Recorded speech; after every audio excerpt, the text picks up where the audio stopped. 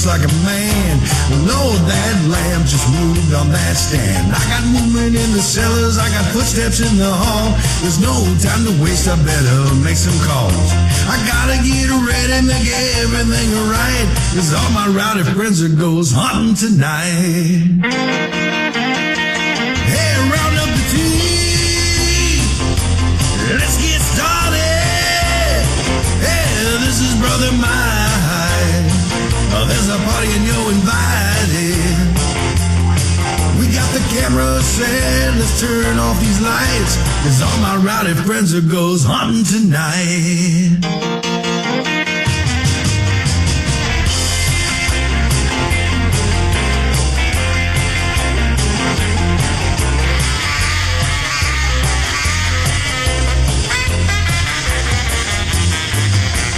This old house has a long history. It should be real, real good for activity. And we got the house wired for sound and got motion alarms setting all around. Got a box full of batteries ready to go, and everyone's itching to start this show.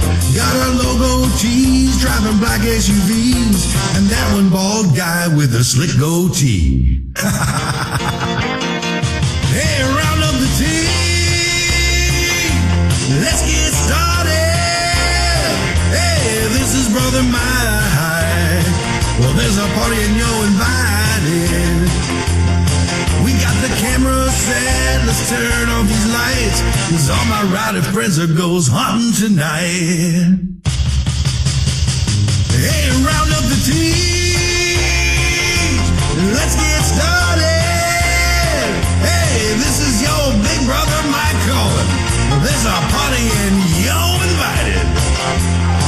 We got the camera set, let's turn off these lights, 'cause all my rider friends are goes hunting tonight.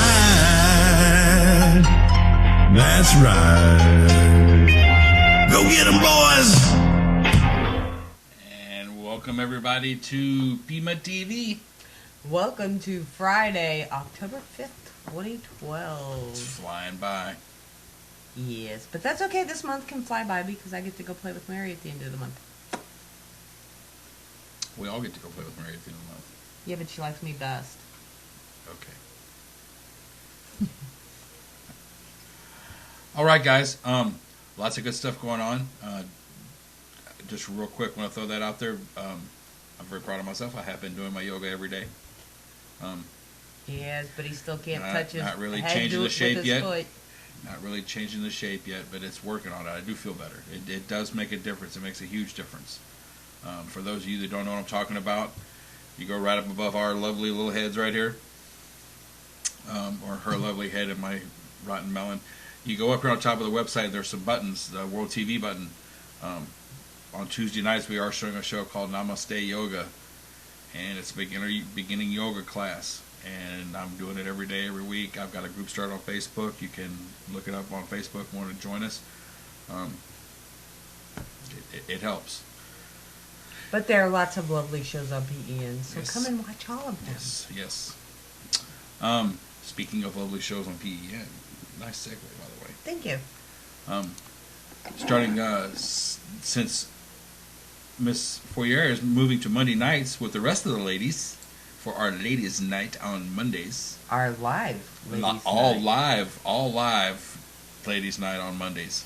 Drink specials included. On Sunday nights at 9 o'clock, we are going to be showing a show. It is produced in Austin, Texas. It's called Psyche Truth.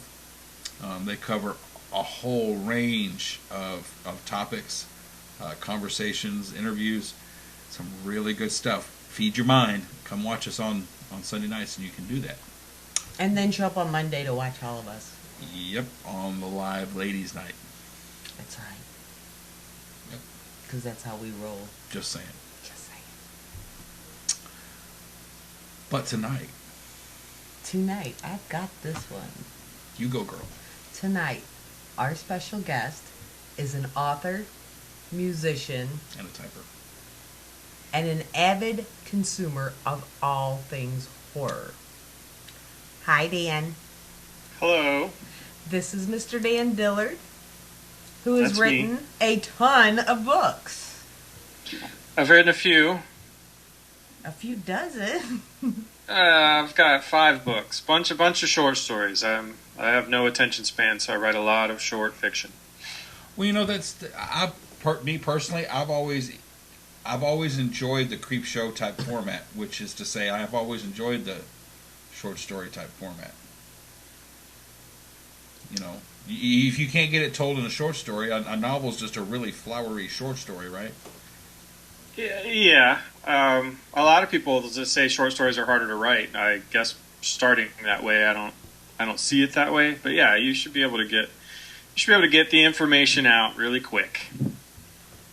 But there are a vast majority of people, it seems like, that want more info. They want to know every detail about every blade of grass and every carpet fiber and every thought. So sometimes it takes a novel. I feel like it takes as long as it takes to tell the story.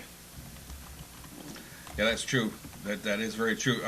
You also write with a slightly sarcastic sense of humor too. I gathered. I see no sarcasm in there whatsoever. Yeah, I have no response for that. It's just my personality, I guess. No, but it really looks fun. I mean, demons and other inconveniences, tangled webs, unlucky in death, how to eat a human being. I mean, it pretty much.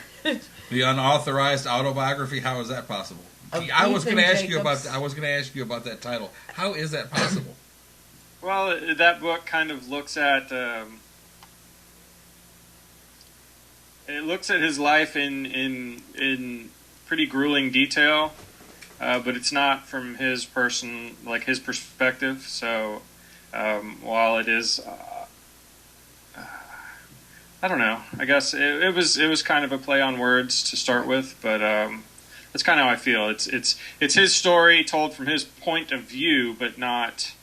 But without his permission. I don't want to give away too much because the explanation comes in the end. You know why it's unauthorized. Because he didn't get permission. Possibly, yeah. Well, I'm guessing. So what do I know? Well, Dan, could you let our viewers know where did you have a traumatic haunted house experience when you were younger, or did you just like the creepy? What were they? Yeah. Creepy crawlers? I had horrible night terrors as a child that lasted into my teenage years, and I think horror movies and horror books became kind of therapy for me. Right. I mean, I think the draw to horror is that it's this horrible experience that you know you're going to survive no matter how hard it is to get to the end of it. It's like a roller coaster. You know, you're pretty sure you're going to make it through. So it's kind of a celebration of surviving to the end of whatever it is. Without actually having to go through, being possessed or being haunted or whatever the story might be. Well, it is if you're reading a book. If you go to the movies, sometimes you have to question that. True. Well, see, when freshman year in high school, a friend of mine and myself went to see the original Halloween with Jamie Lee Curtis. Mm-hmm. Which was really cool, but we didn't realize the movie didn't let out till 11 o'clock at night, and we had to take the bus home, and the bus stops were inside the park. Oh, right. So once it left you out in the park in October with the fog and the mist and the dew and everything else, it was really creepy getting home. Right. See, that's the sign of a good movie. If it lasts beyond the end of the movie, then they've done their job. Most of them are so forgettable. Even if they're fun, by the time it's over, 10 minutes later, you're moving on to something else. I think books are a little more intimate because you spend more time with them. Generally, I mean, even a short story, 75 pages long, you're going to spend more than an hour and a half reading that. At least I would. I'm kind of a slow reader. I know there are people out there that fly through stuff. But especially a novel, you're not going to sit down in an hour and a half and tear through a novel unless you're some kind of phenomenal speed reader. But so you get a little more invested, you use a little more imagination, and it's not being presented to you on screen, with 20-foot tall heads, and I think it tends to last a little longer, dig in a little deeper, and be a little bit creepier when it's over with. Well, now it would be cool if you got halfway through a book and you had like this huge Michael Bay explosion come out of the middle of it. Now that would be cool. Yeah, that's something you can do with ebooks. Yeah, well, that's true. Yeah, not a real explosion. I mean, that would be the end of your e-reader. But you can add, they can add links and videos and music and I've seen some that have kind of like these little mood backgrounds that swirl around depending on what's going on the page. There's all kinds of things you can do with ebooks. Yeah, if a real book exploded, that'd be exciting. I'm a lot like you though. I'm a slower reader, but I also find that a lot of people that I know that are slower readers also tend to, once they put the book down, they think more on the book. They're not able to immediately pick up another book and start it. Yeah.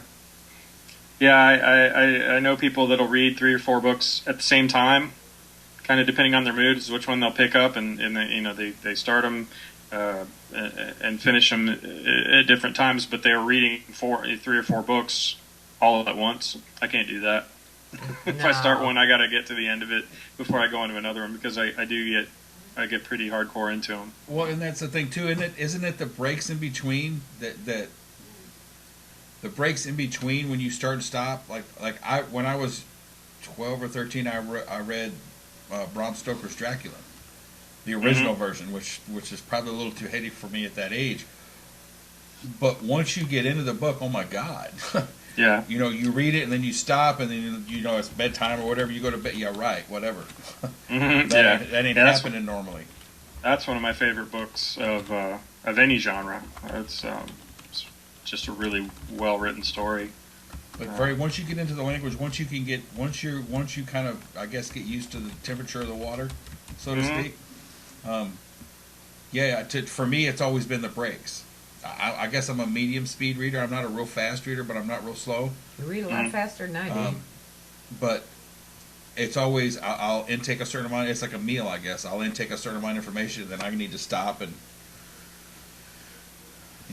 step back away from it. But I've also found that kind of heightens to the book, because you reach a point, if you don't go past the crescendo in the book, you'll reach a certain point that was written as a crescendo, and it's like, well, what's going to happen next? Right. But unfortunately, it's not. You're not having to deal with and coming next week. You can actually turn the page and read it if you really want to. But yeah. I also find myself a lot of times rewriting sections if I'm reading something. I'm like, I wouldn't have done that. Critiquing as you go. Yeah. I don't know if it's critiquing necessarily. It's just like, and a lot of times where you're reading along and you'll go, "Wow, I never would have thought of that. That was brilliant." Which is that's when when I can't stop turning the pages, when I'm trying to pick somebody else's brain. Not so much what's going on in the story as much as how did he come up with that? What horrible thing happened to this guy or to this woman that they wrote that down? That's amazing. Yeah, and considering that Bram Stoker was actually a woman. Wasn't it Mary Shelley? It was Mary Shelley, wasn't it? Oh, she wrote Frankenstein. Yeah, Mary Shelley wrote Frankenstein. That's correct. I thought Bram Stoker was a pen name for her. For some reason, I thought that was her pen name. Anyway, even the original Frankenstein's actually pretty spooky. Yeah, very sad. But to be written by a woman. Mm-hmm. And very young at the time too. I can't remember how old she was when she wrote that, but 18 like in her teens, maybe 18 or 19, something like that, maybe. Mm-hmm. Yep, very sad. All the classic monsters are really tragic. Well, we were lucky enough to grow up in the 80s, and we had some hatchet wielding, chainsaw wielding.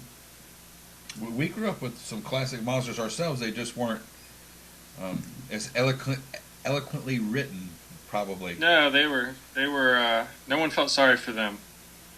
Jason, Michael, Freddy. No one had any sympathy for any of them. They were just they were kind of more machine-like, I think, than. Well, to Jason's defense, that they did try to throw a little sympathy out there with him drowning and stuff. But then when you found out it was his psychotic mother that caused it all. Right, yeah, movie 1. The rest of them were... I mean, there's a big difference in the first Friday the 13th and the other 27, however many there are now. Yeah, they did get a little run in the ground. That's the one thing about the 80s movies, though, is they were copyable. They left enough. They were smart enough when they were written to be open ended enough to where they could be redone. Right. Yeah, but after episode 97, when you start talking about being on a space station and then having to deal with these guys, that's a bit much. You know, when the Hellraiser guys went out into space, I think pretty much each time horror goes into space, it crosses a line. It crosses a geek line somewhere. There's a border between science fiction and horror. And unless it starts there, like Alien and Event Horizon, some of those were well done in space, but they started in space. Right.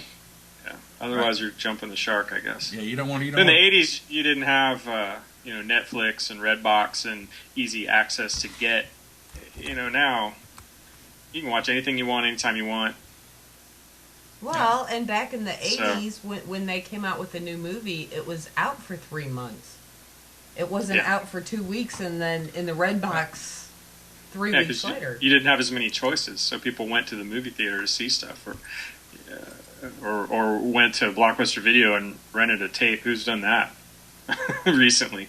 And I never rewound them. I've got to say that. I never rewound the damn things. But, that's true too, Dan. I mean, and a scary thought right now, like our transmission, which is of course reaching literally dozens of people right now. People can watch us, and in fact, I know a few people that actually do this. They've already have the Google TVs. Yeah. So basically, that means you can watch as much as I hate to say this, you can watch your internet porn on a 92-inch screen. Interesting. But like our shows, you can find PE. Most technology comes from watching porn, doesn't it?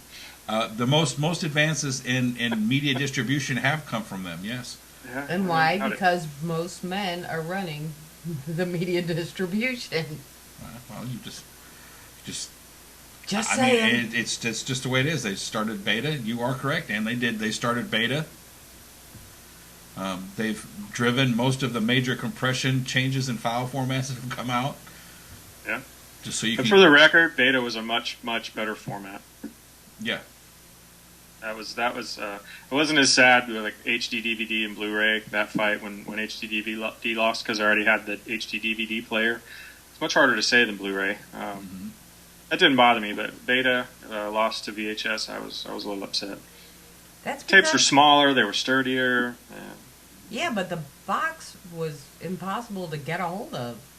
Well, it's because it lost the battle, I guess. Yeah. Well, it's like laser discs. Mm-hmm. Every now and again you go to a garage sale and you'll catch, or an estate sale, and not to sound creepy or anything, but you can find some really good stuff on Laserdisc. Yeah. I mean, they're not really good for anything other than a really, really, really heavy Frisbee. True. But, good luck finding a player. If you take your laser pointer and you spin that sucker really, really, really, really fast. Well, see, back then it was also hit and miss, though, because beta was much like the 8-track. True. It was a good idea at the time, but 2 weeks later, someone jumped the gun and threw in something. Cassettes. Yeah, smaller and more compact, and they just kind of got thrown to the side. And Dan, I'm pretty sure you didn't think you was going to get asked this, but I'm going to ask this anyway. Did you ever make a mixtape? Oh yeah. Yeah, I sat and listened to the, Rick Dees and the American Top 40 and sit and pause out the commercial, while you're waiting for the next song to come on, and yeah. Yes, sir. Been there, done that. Mm-hmm. I might even still have a stack of those somewhere. Box of cassettes somewhere from the 80s and 90s. Can you imagine what archaeologists are going to find in 1,000 years? Yeah, it's kind of scary. I mean, they're going to go, well, this time frame from the late 60s till about 2020, oh, that was some jacked up stuff. I know. Yeah, I mean, Oh, who knows? And I still have my case of cassettes, thank you very much. Yeah. We still have some stuff that'll play them, but that's because we're hoarders. Yeah, well. Dan, getting back to your books. The one that I was very curious about, and I really wanted to ask you about, because once again, it is a play on words. Lunacy. Okay. Generally aimed at a younger audience. What was the inspiration for that? I guess werewolves are probably my favorite of all creatures. I have no idea why. I've just always enjoyed that character. Probably when American Werewolf in London scared the crap out of me, and I was about 9 years old, and snuck upstairs to watch it while my parents were downstairs, and they were dumb enough to pay for HBO or whatever. And I wanted to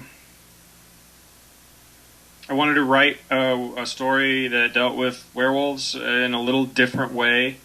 And I had another story going at the same time. It's called Something Wiccan This Way Comes, and both of them ended up dealing with the full moon having the ability to show things that you wouldn't normally see.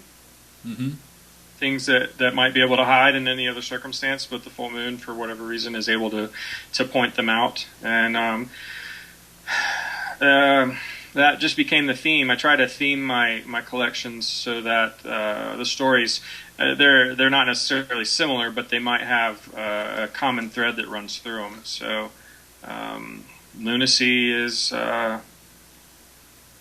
kind of howling at the moon, and that's where the title kind of came along with that same thought, that you might be able to hide it the rest of the month, but when the full moon's out, everybody knows you're crazy.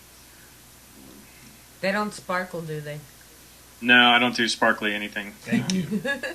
There's this short story in there called Legendary, which has got fairies and unicorns in it, and even they're mean and nasty. I don't really have any boundaries. I will murder children and puppies, and nothing's safe. Everything's fair game. So I did tone it down a little for Lunacy because I wanted to have something that my girls could read while he was typing. While they were still little, not have to wait 4 or 5 years before they could grab one of Dad's books and right. Not wonder if they're going to make it through till the next morning. Because there's a big difference if you look at Lunacy and then How to Eat a Human Being. There's quite a large gap between I don't know, intensity. I don't know.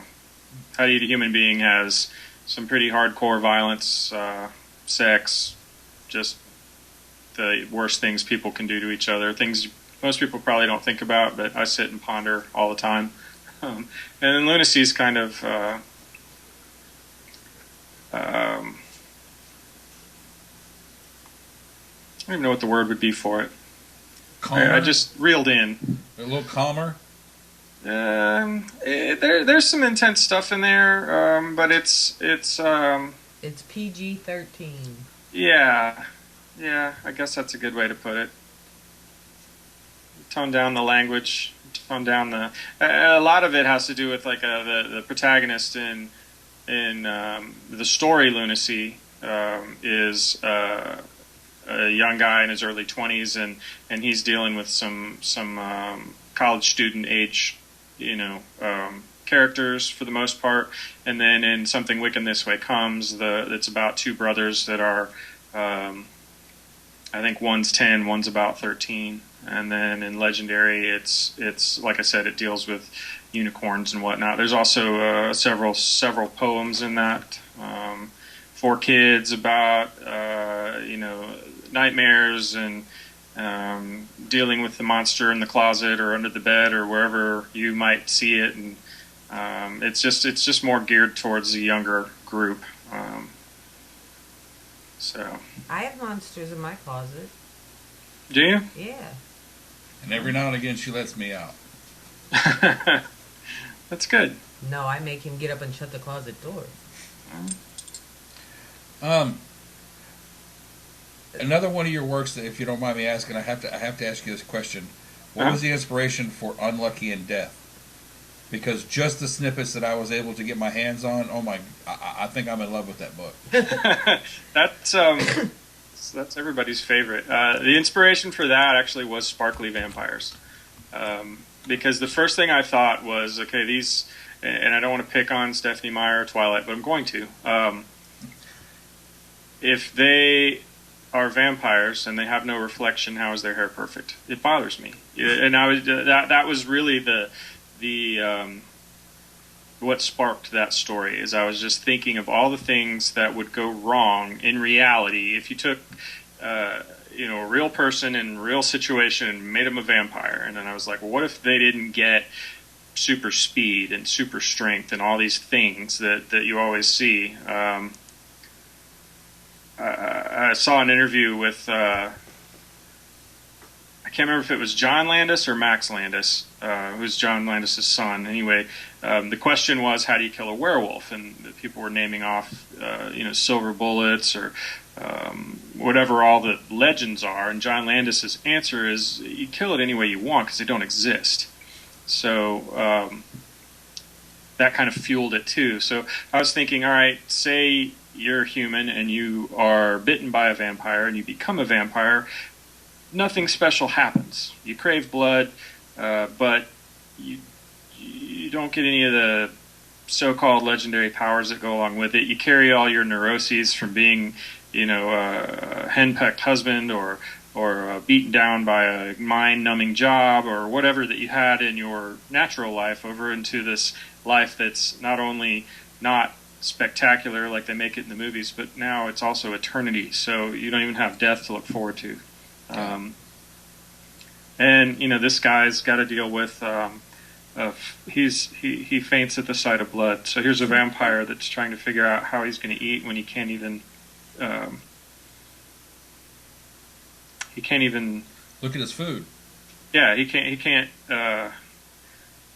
make a kill. He can't think about it. He swoons at the sight of strawberry jelly or ketchup. I mean, he's got issues. So he goes to a therapist and is trying to solve his problem, and she's no help, of course. She thinks he's, to her, him saying I'm a vampire is no different than him saying I'm Napoleon or Jesus or whatever. He's another crazy guy sitting in the chair across from her. So, yeah. But it was fun.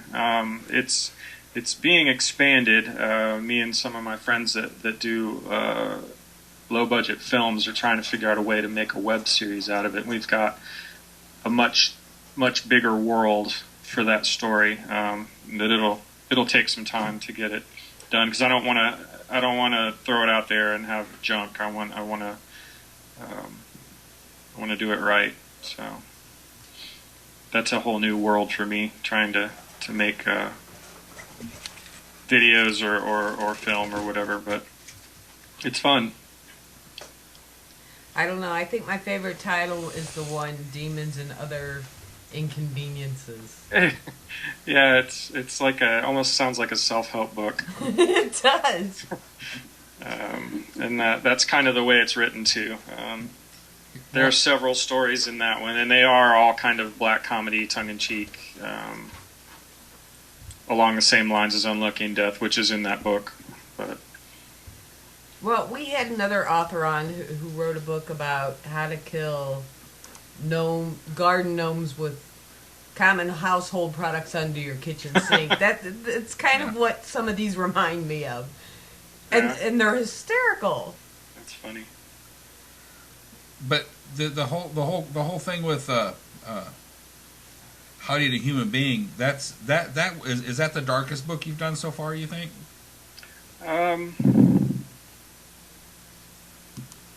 That one and What Tangled Webs are both very dark. That title, actually, it's kind of weird. I had the stories all together, and I was trying to think, what do I call these? I have no idea what to call these. And I went through several different titles, which I can't even remember at this point. And I was watching a documentary or something on YouTube about cannibalism.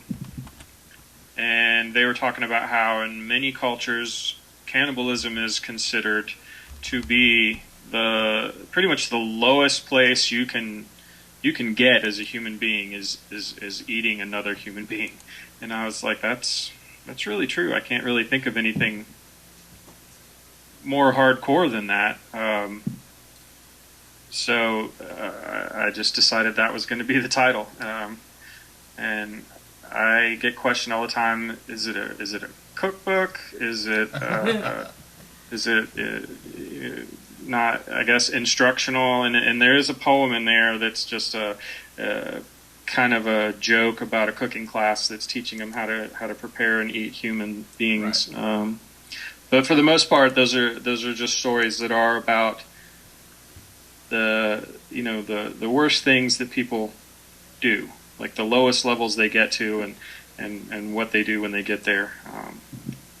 There's one called Organ Donors. It's about a paramedic that takes that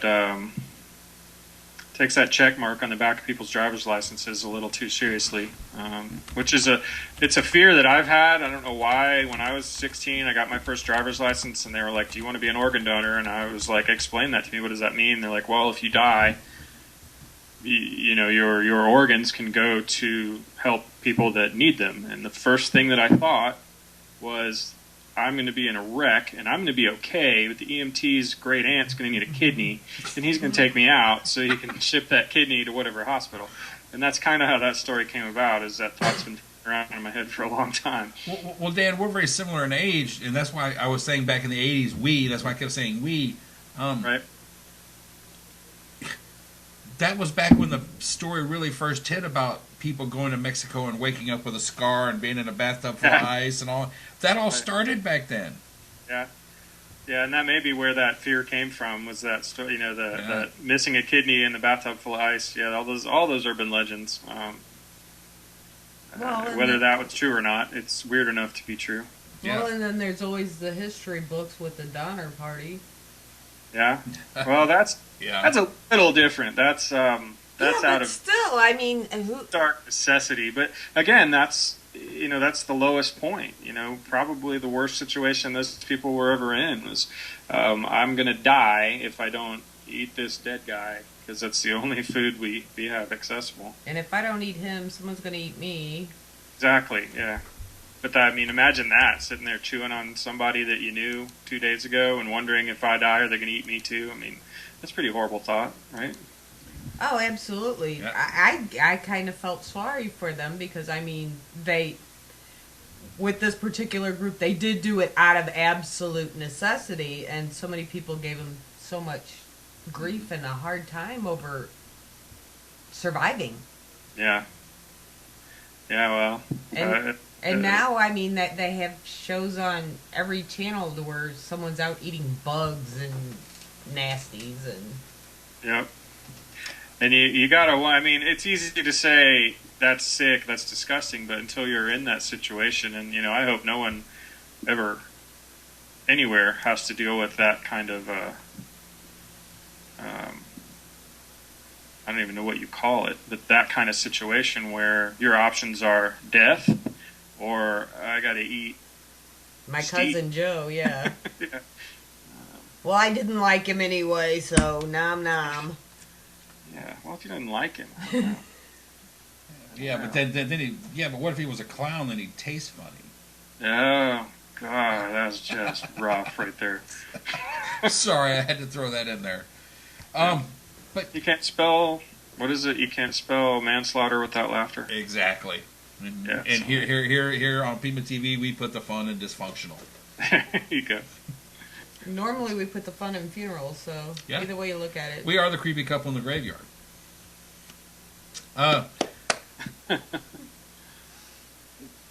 have to ask you this, and okay. Hopefully I'm not missing anything with this, but is the zombie genre the only genre you haven't crossed into yet? I've got... You've dabbled your foot in the zombie pool, just haven't dived all the way in yet? There's a story, and I think it's in Demons and Other Inconveniences. It's called Rotten Luck, that deals with a little bit of voodoo and some resurrection of the dead to get to an end. There's a little Haitian man that's mother's buried in a specific graveyard, and he doesn't want her buried there, and he asks them to move her, and they won't move her without all this paperwork being filled out. And so he invokes some pretty nasty character to bring the rest of the dead in that graveyard to life, so he can get his mother out of there. But that, I touched on it a little bit here and there, but I find it kind of tough to, and this is just my opinion, it's tough to write zombies because they really don't do anything. They're slow, they're dead, they eat people. You know, how many different ways can you say it? But now we have the whole bath salt thing going on. Right, that's a funny story. That happened about a week after I released How to Eat a Human Being. Oh, wow. Good timing. At least after I'd announced the title, we'll put it that way. And it was actually pretty good advertising for me, I guess, if you want to think about it. Now, if you could only get Avon to put you in their catalog. Oh, yeah. Yeah, that would be all right. I was considering changing it really at that point, because that's about as bad as it gets. Somebody's eating your face on the side of the highway, and doesn't really get any. Yeah, but since then there's been 4 or 5 other people who have done it. They're copycat salter, so. Yeah, but one lady ate her 3-month-old baby. That's. Yeah. Maybe she just wasn't all that hungry. Oh. Yeah. Well, I'm sorry. I'm not sure if you know Jim B. from Colorado, but after talking about eating humans, he's inviting you to Thanksgiving. Really? Yes. Yeah. All right. Usually do turkey at Thanksgiving, but I'm game for trying anything new. I'm thinking your dinner, but hey. Yeah, I may have to maybe take a rain check on that. You're allergic to fava beans? I don't know. I'd like to talk to Hannibal Lecter. Those are my favorite. A lot of people don't like the really talky, in your head kind of sickos, but those are my favorite. The guys that get into your get up under your skin and in your brain and have a slight twist to where there's an odd sense of humor underlying all of it. Yeah, and that's where the problem lies, when you find yourself laughing. When you start cheering for him. Yeah, which I always do. I've always cheered for the bad guy. But those are also the characters in a modern literature and filmmaking. Those are the characters that most closely resemble the classic characters. Right. They're also the most memorable because they're just that little bit odd out to the side type.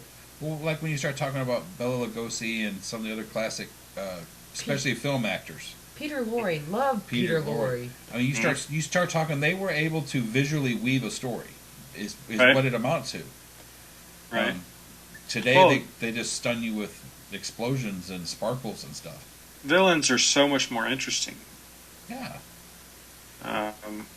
And they're typically more complex. You've got your hero is either trying to save somebody or prevent somebody from getting hurt, and that's pretty much the end of it. And there's a few. Batman is one of my favorite characters because he's a psychopath. Mm-hmm. He just happens to, thankfully, be on the side of the majority of the good folks. Or he's either that or he's not as crazy as the guys that he's up against. But imagine if he didn't have...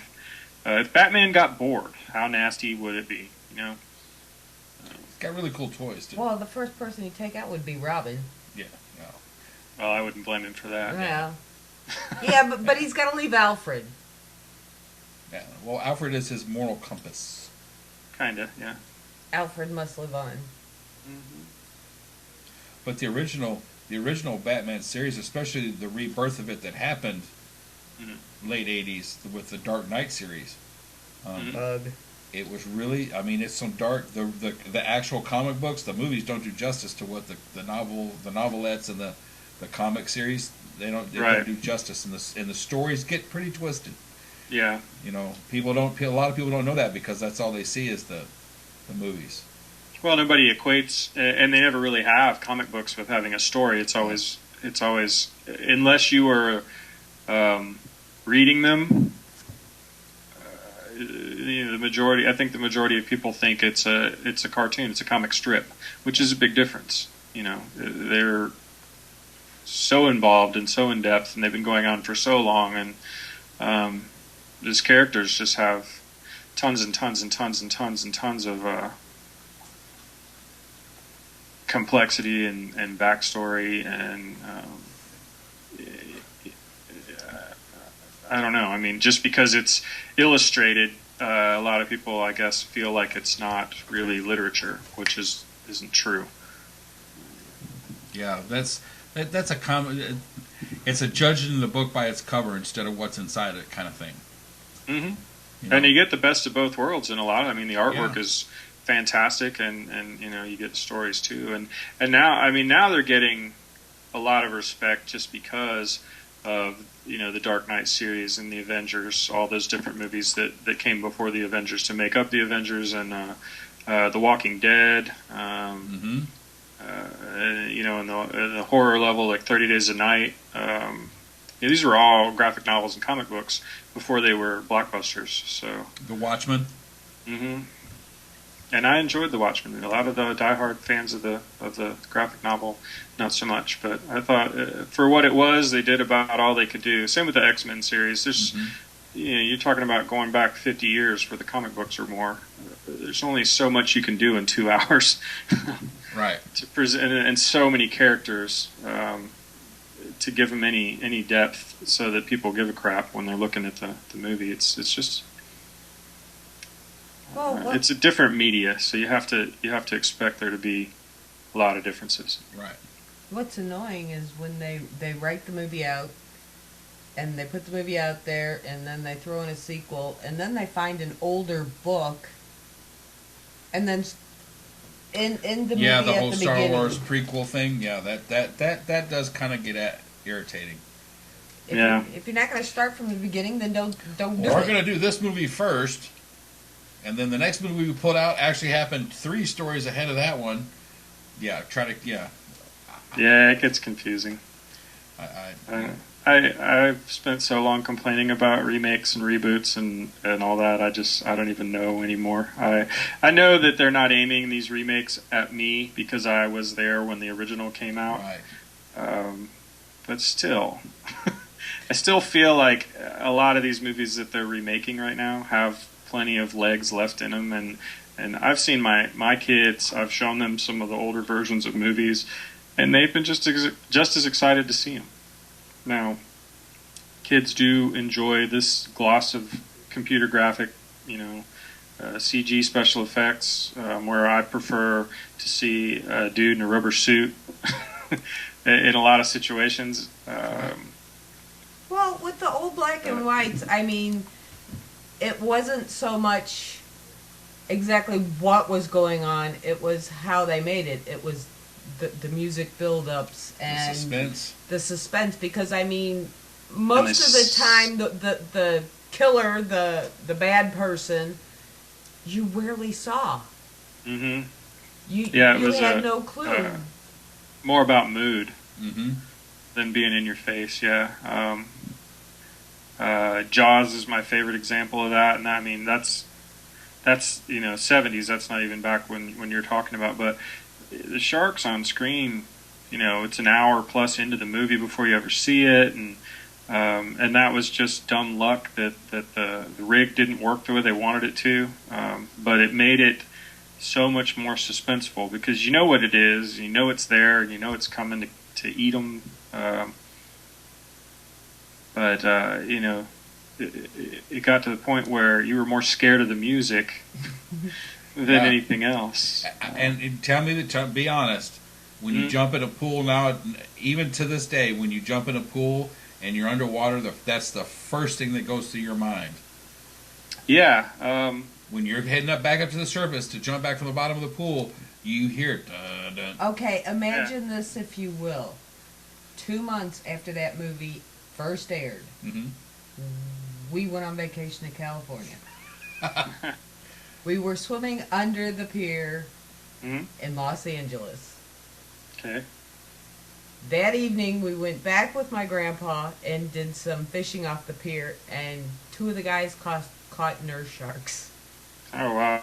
So, yeah, imagine that sound playing in your head for the entire rest of the month you're in California. Yeah. Yep. And that's what I was talking about. When, if the movie's done right, it lasts, it stays with you. And I mean there's not a lot of 25-foot sharks out there, but there's lots and lots and lots and lots of sharks. I don't care if they're a foot long. Right. They're still absolutely. sharks. This one wasn't more than, I think, at best 3 feet long. Yeah. But it was the whole point. There was a shark. I just saw this movie. Well, Yep. sharks are like bear traps. I mean, Right. they may not be physically all that big, and they may not be all that intimidating when you look at them. But if you stick your hand in their mouth, they're going to snap your arm off. Yep. That's the one thing about the shark. It's that element of danger. I think that gets people too. But Yeah. your stories do much the same thing that what you're talking about. You get people in and you grab a hold of them, and it keeps you reading. That's the plan. You try and set a background that's realistic and believable, so that when you throw something supernatural or something that doesn't belong there, it's a jolt because they're buying the world that you set it in. Right. That's the plan. Whether you pull it off or not, I guess that's the craft part of it, which I'm still always learning. But isn't that like much like most communication skills? It's something you never really truly master. You just gain skills as you go. I think that's true with pretty much anything. Yeah. Whenever you feel like you've mastered it, you may as well quit doing it. Yeah. Yeah, it's no fun then. Yeah. And you do promise and swear never to ever write anything that sparkles, right? If it sparkles, it'll be for a totally different reason. Gotcha. Yeah, it will definitely. My vampires will be evil, vicious monsters, and I don't write very much with vampires. Like Unlucky in Death's vampires, so that's a comedy. And I have a couple other stories with vampires in them, but they're definitely not sparkly. They're not teens. They don't have angst. They don't. Angst. Yeah, they Why they did eat and they. Yeah. Why did I get this vision of this huge big gold chain and big letters right there in the front? Angst. I don't know why. I don't know why that happened. I don't know. That's the visual I got. That was kind of scary, actually. See, we actually have quite a bit of fun with the sparkly vampires because my daughter is a big fan, and we give her so much trouble over it. Yeah, I mean, people post things on Facebook that there was the most recent picture I commented on was the guy that does the river monsters. Yeah. Is a picture of him holding some kind of like tiger carp or whatever the hell it was. It was, 9 foot long, got these huge crocodile looking teeth in the mouth, right? And its mouth's open. And I'll comment on pictures like that and say still a better love story than Twilight. Yeah. My oldest read the first couple of books, and she was into the movies, and I cured her by making her watch The Lost Boys. Right The on. Lost Boys is a very good movie. Bravo, Yeah. sir. Bravo. Well played. I love And when The Lost it was Boys. over, she just looked at me and she was like, "That was way better than Twilight." And I was like, "Yeah, see, and that's a takeoff on Peter Pan. That's a Disney story, basically." Yeah. Right. Of course, although my favorite part of the whole movie is Corey Haim in the bathtub singing. Yeah. I Ain't Got a Man. Yeah. Yep. Yeah, I love that movie. The best part's the end. Where Grandpa says, what's he say? He says, one thing I never could stomach about Santa Carla is all the damn vampires. Right. He acted like nothing was going on the whole time until his house was totally trashed. And that's how, elderly, the people that have been around for a long time, they know what's going on. They know more than we do. We just don't let them think that. Yeah, it's But yeah, that's a perfect example of werewolves. I love the movie Silver Bullet. Mm-hmm. Again, Silver Bullet. Corey Haim. I don't know how he winds up in all the ones I really like, but he did. He was in everything in the 80s. True. We actually got to interview not Corey Haim, but we did get to talk to Courtney Gaines. Oh yeah, who played Malachi. Malachi. Yep. Yeah, Sure, he was in a lot of stuff in the 80s too. He was in Back to the Future and. Do you know he's got his own rock band now? I think I saw that. Ripple Street. Google it, Ripple Street. Ripple Street. Ripple, like the old Sanford and Son cheap Oh, wine. yeah, Grady Tate wine. Yeah, Yep. Ripple Street. Okay, yeah, I'll have to look at that. But we also, what you were talking about a minute ago, we also got to, at one of the conventions we went to, Kim was gracious enough to set up an interview with Ted White. And Ted White owns West Coast Productions, and he's either trained or been part of every major stuntman's career from 1902 since John Wayne until modern times. Wow. The reason why he was at this particular horror convention is they had everybody that had ever played Michael or Jason. Oh, yeah? was there. And he played the original Jason, didn't he? Or Michael? One of the two. He was the original one. I think he was Michael. Yeah, the original back in the 70s make. It was like his last major part before he kind of stepped back. And he got to talking about how you were talking about we were talking about remakes earlier. And he said the only reason things keep getting remade in Hollywood is because Hollywood decades ago gave up being creative. Hollywood is now run by accountants. So the reason why things keep getting remade is because they know that the last one made this much, this one should make this much. Well, and he said the writers have no imaginations anymore. Yeah. But he said the greatest boon to filmmaking, modern filmmaking, was the CGI effects. It was also going to be the biggest downfall, too, he thought, because it's completely taking the human element out of it. Yeah.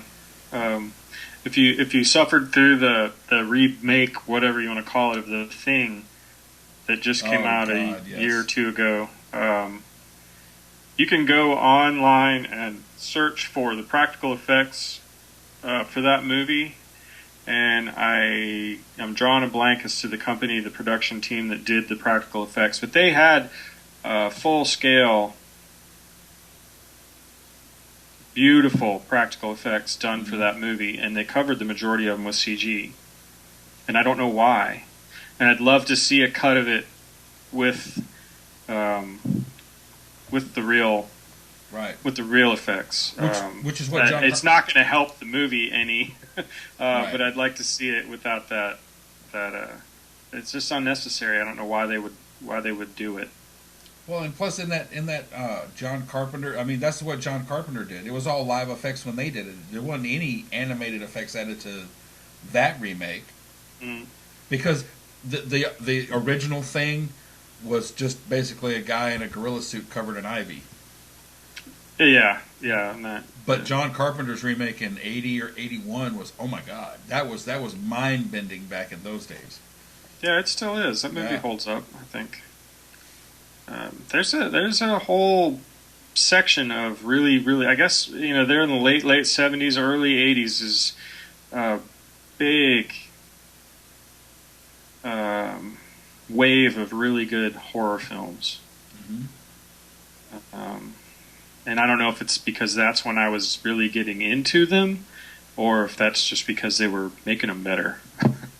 Well, I think that's when it wasn't. We were coming out of the dramatic music and suspense, and it was really our first look at the blood and the gore and everything else. Because like Carrie. Yeah. Carrie was a very good movie.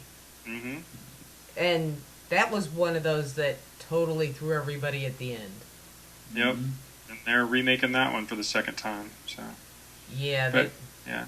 I mean, I don't know that I've heard anybody say, that PG-13 horror movie I saw last weekend was the best one I've ever seen. Said by no one ever. Yeah. I can think of a couple. I mean, The Ring was really good for a PG-13 horror movie. The Poltergeist was actually PG, although I'm surprised at that, but fantastic horror movies, one of my favorites. That little short lady, I never can remember her name, but she's creepy. I'm just going to throw that out there. Tangina Barrett was the Yep. character's name. I can't remember the actress's name. But back then, the PG rating was totally different from now. Mm-hmm. True, yeah. Because back then, you had to be 17 to get into an R-rated. Yeah. And they would actually tried as best they could to prevent you, except drive-ins, because they never checked the damn trunk. Nope. Yep. Mm. But I mean, Tire tools hurt when you lay on them. I'm just going to. but now my daughter took my granddaughter, who's 4, to see Paranorman. Yeah. Which looks really cute, and she's like, "Yeah, no, kids should never see this." Yeah, we took our kid. There's a a drive-in here in Bloomington, and we hadn't been yet. We've been here a few years, and we hadn't been to the drive-in. And Paranorman was playing, and I was like, "That's the perfect movie." You know, it's basically a '50s kind of creature feature, and so we took them to see that. And there are some pretty intense moments, so I wouldn't suggest it for the youngest kids, but it was a lot of fun. Oh, I want to see it. I absolutely want to see it. She It's a lot of fun. But she said for the littler ones, which they didn't rate it, to where little ones shouldn't really see it. No, it's a PG movie. She said that it was a little too much. Well, Dan, what have you got in the works? Oh Lord, all kinds of stuff. That you can I probably have. tell us about. I probably have 15 or 18. I'll just say stories in the works. I never know how long they're going to be. Like I said, I write them till they're done, and then I hand them over to my wife, and she proofreads them and tells me whether they're good, bad, or indifferent. And then I have a few people that I beg and plead to do my editing for me, and then it goes round and round and round until the story's done. And then there's a couple of screenplays. Like I said, I'm working with some friends on an Unlucky in Death. I think I'd like for it to be a web series. I think it would do really well as a series of five or probably 5-minute shorts. Any more than that, and you'd be doing too much in one sitting, but without driving the joke into the ground. And then I've got a couple of feature-length screenplays that I'm working on with some folks out in San Francisco. One's about a boogeyman, and it's a kind of, the best comparison I could give it would be something like The Goonies. You got a group of kids that are saving the day from a monster that none of the parents would believe, if they told them or if they showed them a photograph. So they've got to deal with it themselves. And then the other one is it's an old novel from the 60s, science fiction horror, that we're trying to do a screenplay for. It's kind of complicated. It's actually a very simple story, but it's very complicated to translate to screen. So it's been through the ringer, and hopefully we'll work that out here pretty soon. It's not anything written by Asimov, is it? No, okay. It's a Frederick Brown story called The Mind Thing. Okay. The twists and turns you could add to that. Yeah. It's basically a giant. It's like a science fiction evil alien brain from space. On the surface, it's like a popcorn munching, hokey story. It's almost Frederick Brown wrote a lot of funny in his stories, and it's kind of, I guess, if you looked at it too close, which I have, I find it kind of almost like a comedy. It's very silly, I guess, and we're trying to make it a little more serious and make a little more sense. But it's a fun story. It's terrifying. I hope we can portray that. Right. You don't want to go Mars Attacks with it. Well, that's one. That's one thing we talked about when we started looking at it was, what's the tone? Right. Pure horror, pure science fiction. You just make it a comedy and script it like it was coming straight out of the the book that he wrote. But after playing with it for a while, it's really scary in a Freddy Krueger sort of sense. Right. Because it takes control of its victims while they sleep, and then it basically runs them like a puppet to do whatever it needs to do to get to the next step. And the goal is to get back home, because it's an alien, like I said, and it's not on its planet. It's trying to get back to its planet. The only way it can move from host to host is for that host to die.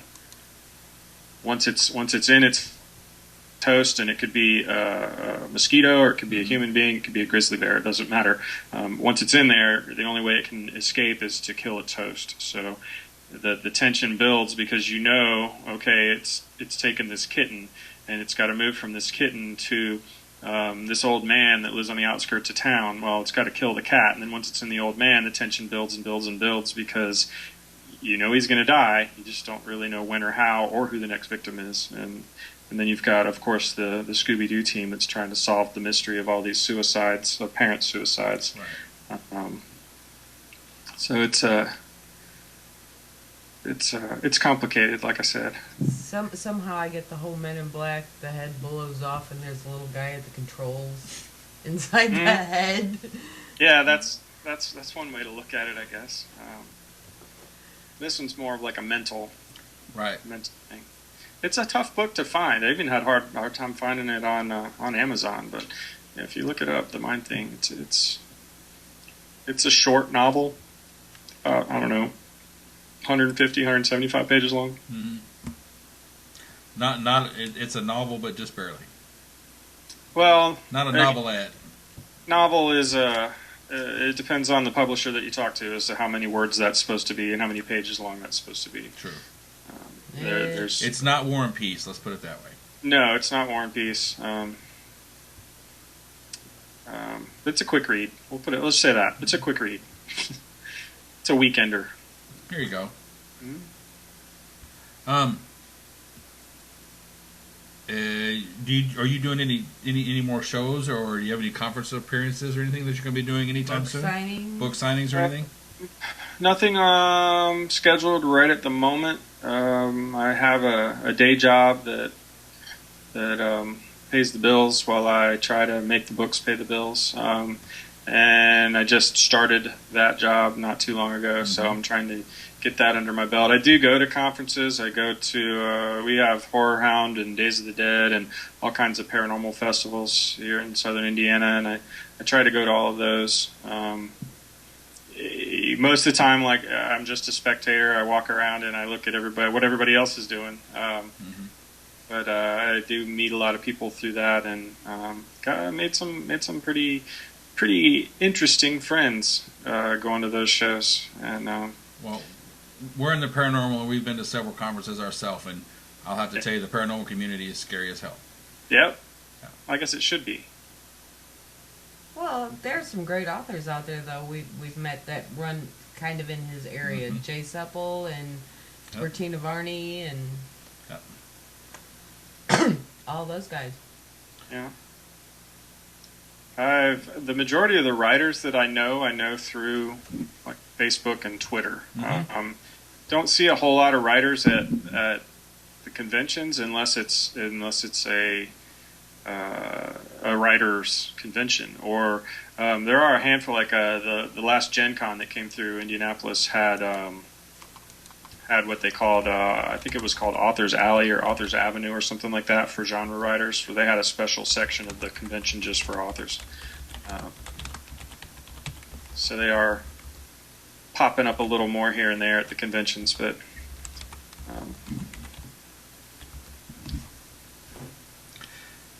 well, if you ever get your web series ready to go, need a place to play it, please come back. Please think of us.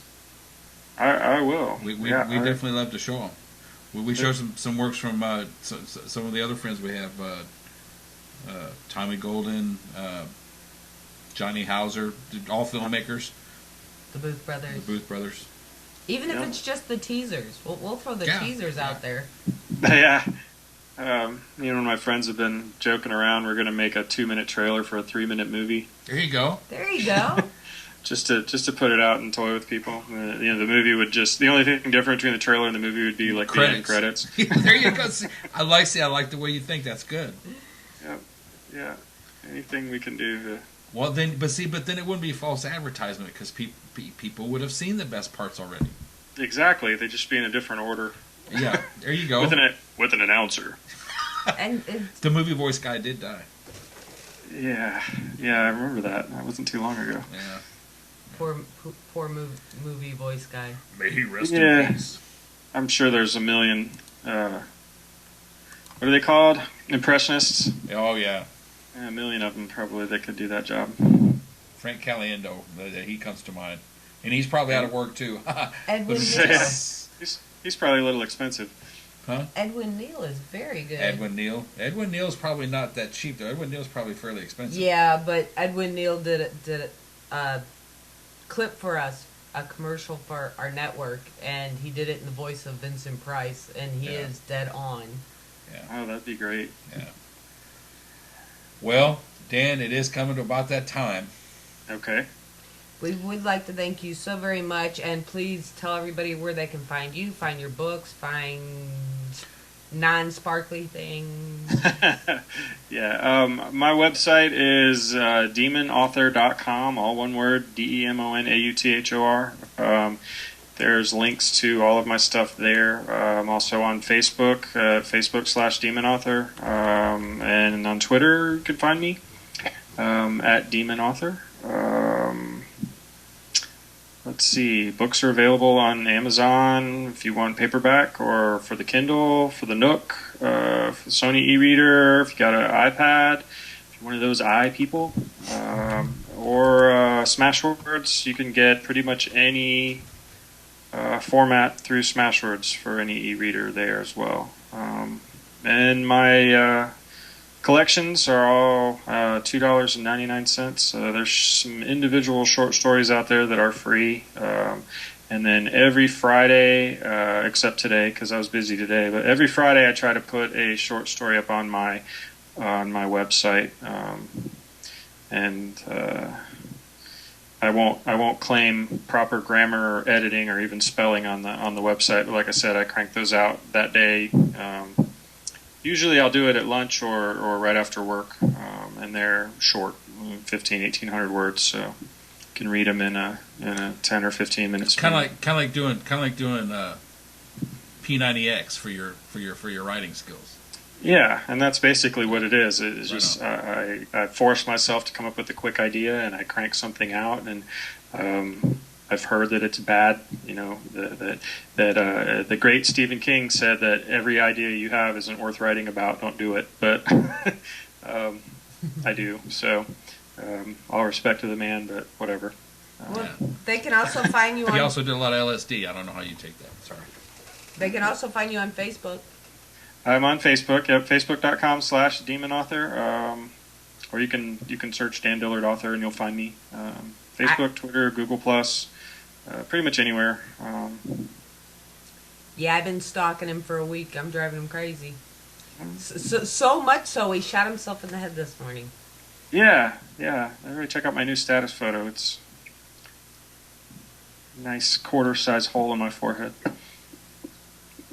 Actually, look through all my pictures. I've got a bunch of old movie posters and stuff that I input myself in. American Werewolf in London poster. I'm in the Zombieland poster. I'll probably get some kind of cease and desist for using other people's stuff, but it's fun.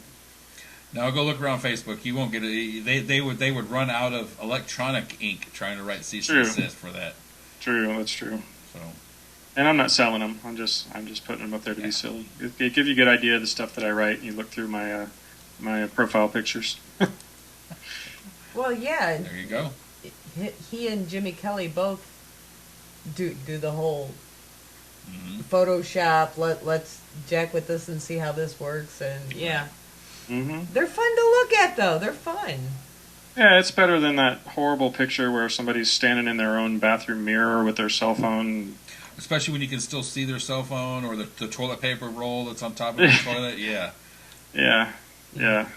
So I'd rather put a little effort into it. Well, I like your pictures.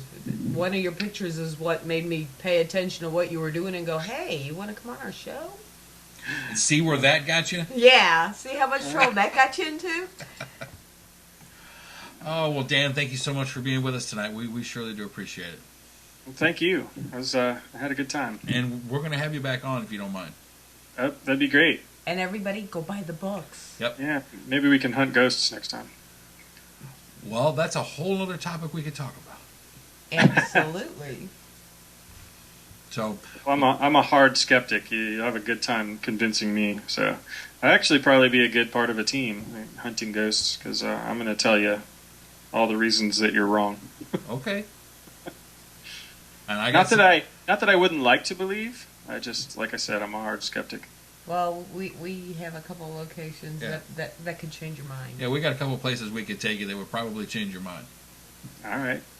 And it wouldn't even be us telling you anything about it. It would just be the places doing their thing. Well, that's intriguing. That's us. That's us. We're creepy and intriguing. Creepy and intriguing. We're like the Millionaire Bar of the paranormal here. Yeah. Yeah, we break in pieces. And with that... All right. With a crusty outside. Yeah, that's us. And with that, we're going to get out of here. Let me tell everybody, come join me.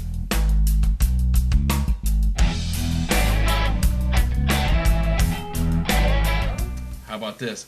Since you can't hear me when I go to this, I'm going to put up the link to come listen to me on Yeti Radio. I'll be on air here in about 45 minutes. And I'm going to put this up there so you can see the address real quick, and then I'm going to exit out of here. I'm going to exit stage left. And before he does that, don't forget, every night of the week, something different, something interesting. Monday becomes our first full live 3 hours. 2 hours? Okay, 2 hours. Not until the 22nd. It'll be 3. Whatever. Ladies' night, Monday. Mary and I, just saying, have Jody cook. And Jody is an absolute blast. You will love him. Yeah, Jody's cool. Now you can do what you want to do. Bye, guys. Night.